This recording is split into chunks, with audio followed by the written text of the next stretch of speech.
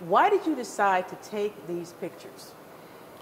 I took the pictures just because I really felt like a lot of times when protests happen that the narrative sometimes gets twisted. And, because it starts to get focused on, oh, the windows are broken or businesses were, vandalized. But it's like 98% of the people are there for the right reasons. And a lot of those people won't get an opportunity to voice their frustrations or voice, their opinions on how they feel about justice. And so the best way to capture it was to do photographs. You were out there in the midst of it all. How were you feeling while you were there and taking all of these different images? I think honestly I was overwhelmed at the beginning because, Fort Wayne typically doesn't have protests like that. Usually it's like 7 or 8 people or 15 people and it's kind of a quick to do. And I remember when I parked on Calhoun Street and I turned the corner to the courthouse and I looked and saw how massive it was. Like it was almost like a moment where I was really proud of Fort Wayne. The fact that, we came out as a city to really show our support for Black lives. And how is it that your images got national recognition? I don't know. What did you do? I didn't do anything. Basically what I did was every day that, because I was there for all the days of the protest. Mm-hmm. And so what I did was I would shoot and then I would just dump them into my phone and then I would post them on Instagram. And I woke up one morning with a DM from Time Magazine that said, we want to use your photo. And I thought it was a fluke. And then they emailed me and I was like, well, maybe this is real. And then they called me and they were like, we really want to use the photo. This is not a joke. And I was like, oh, okay.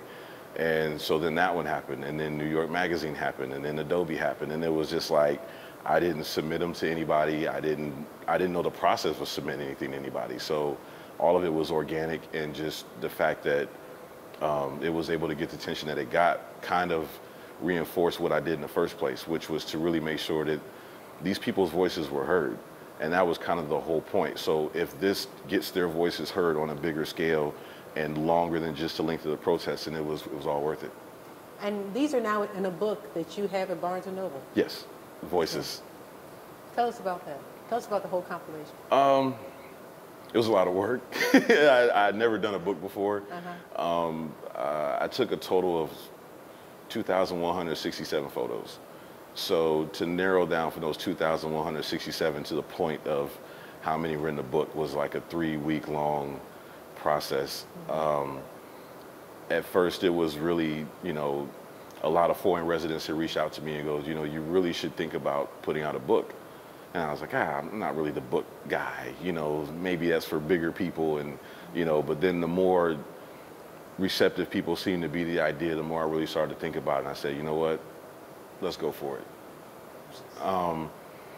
As far as getting it out, the easiest route was to do it through Barnes & Noble because I wanted to be a reputable resource, something that people knew that if they went to buy it, it wasn't from some sketchy site or anything like that. Right. And just with their reputation and their quality of work, it was the easiest way to go. So when someone comes into the gallery and they're looking at your images, what do you hope they take back with them? What do you hope they feel? I would want them to look at them and realize that, not everyone has a chance to be interviewed. Not everyone has a chance to be on a national platform. Not everyone has the opportunity to have their voices heard. So to look at all of these photographs and look into their eyes and look at the expressions on their faces and look at, the tension in their hands or in their face to let them know that, these people showed up because this was something that meant a lot to them. Black lives is important, so they're not just photos. These are people's voices that have been trapped in a time capsule to be looked at over a longer period of time. So that way, a lot of these conversations start off and then they just slowly fade away to nothing. So for this to happen and to continue to see their voices being heard and to continue to see their expressions being seen on a bigger scale is really what the whole thing was about. Anything you wish to add? Come out. I really am thankful to Artlink for the opportunity because when I really thought about it, I was like, if I was to ever do a gallery exhibit, I wanted it to be downtown because I wanted to, one, show people that us as black artists belong here just as much as anyone else.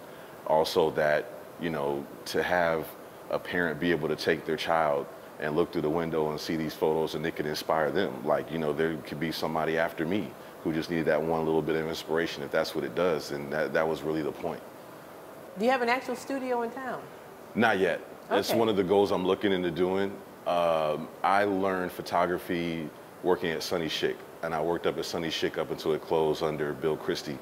And well, while working for him, he told me to really study the work of great photographers, and that's when I ran into the works of Gordon Parks. And when I saw Gordon Parks' whole series on, you know, race in America and things like that, it kind of, at that point, I had found my voice as a photographer to realize that, you know, some things can't be said better than to photograph them. And so just seeing his work inspired me to do the work, which when I go to protests and things of that nature, it helped me really focus on what really mattered. It's to really speak for people who can't speak.